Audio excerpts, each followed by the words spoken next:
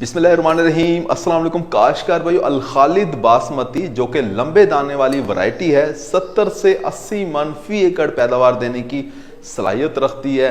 कायनात वैरायटी का इसे मुतबादल कहा जाता है, बल्कि किसी हद तक ये कायनात वैरायटी से बेहतर है। ना सिर्फ पैदावारी सलाहियत के लिहाज से बेहतर है, बल्कि इसकी एक बहुत बड़ी खूबी ये भी है कि इसे कलराठे रकबे के अंदर, शोरज़दा नमकियात वाले रकबे के अंदर भी काश्त किया जा सकता है। जहां दूसरी धान की बासमती वैरायटी जो है नाकाम होती हुई नज़र आ रही होती है, वहां अल खालिद बासमती चलती हुई नज़र आ रही होती है।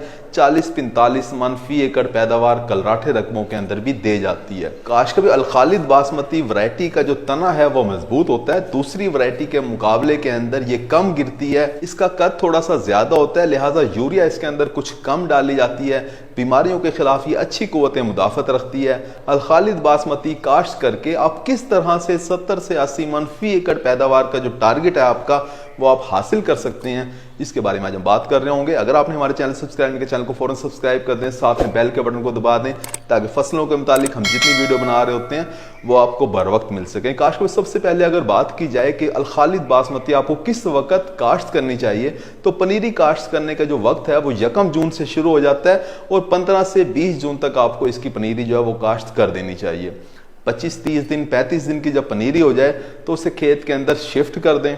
शरह बीज की अगर बात की जाए तो अल खालिद बासमती का आपको 6 से 7 किलोग्राम फी एकड़ बीज इस्तेमाल करना चाहिए।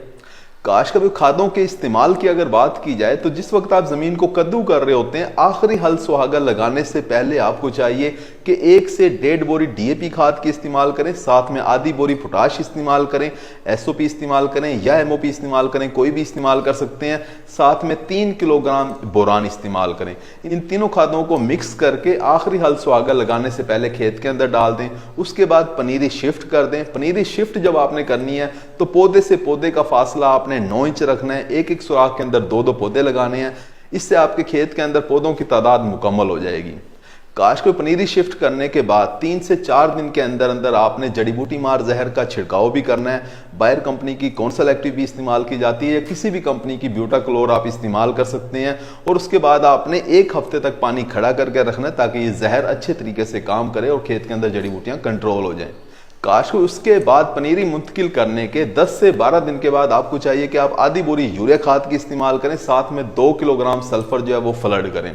उसके बाद जब आपकी फसल जो है वो 18 से 20 दिन की हो जाए तो आपको चाहिए कि फिर दोबारा से आप आधी बोरी यूरिया खाद की इस्तेमाल करें और साथ में 6 किलोग्राम 33% वाला जिंक इस्तेमाल करें। अगर आपके पास 27% वाला जिंक है तो फिर 7 किलोग्राम फी एकड़ इस्तेमाल करें, और अगर आपके पास 21% वाला जिंक है तो 10 किलोग्राम जिंक फी एकड़ इस्तेमाल करें। उसके बाद जब आपकी फसल 25 से 30 दिन की हो जाती है तो आपको चाहिए कि दोबारा से आप आधी बोरी यूरिया खाद की इस्तेमाल करें। इस वैरायटी के अंदर आपने बहुत ज्यादा यूरिया खाद और देर से यूरिया खाद इस्तेमाल नहीं करनी। जबकि अगर आपकी कलराठी जमीन है, शोरज़दा जमीन है, तो फिर वहां आप आधी बोरी यूरिया खाद मजीद भी इस्तेमाल कर सकते हैं, क्योंकि कलराठे रकमों के अंदर आपने फसल को चलाना होता है। काश को उसके बाद जब आपकी फसल 45 से 50 दिन की हो जाए तो आपको चाहिए कि आधी बोरी आप पोटाश खाद की इस्तेमाल करें और साथ में दानेदार जहर का भी इस्तेमाल करें। और दानेदार जहर एक दफ़ा इस्तेमाल करने के बाद 15 से 20 दिन के बाद दोबारा से भी इस्तेमाल करें। और जब भी दानेदार जहर इस्तेमाल करना हो तो पानी 3 से 4 दिन तक खड़ा करके रखें, ताकि जहर अच्छे तरीके से काम करे। उसके बाद जब आपकी फसल गोब की हालत में आती है तो आपको चाहिए कि बोरान, पोटाश और साथ में फंजीसाइड मिक्स करके स्प्रे करवा दें। तो काश हो इस तरह से आप अल खालिद बासमती काश्त करके 70 से 80 मन फी एकड़ पैदावार हासिल कर सकते हैं। उम्मीद है कि वीडियो आपको समझ आ गई होगी। अपना ख्याल रखिएगा। अल्लाह हाफिज़।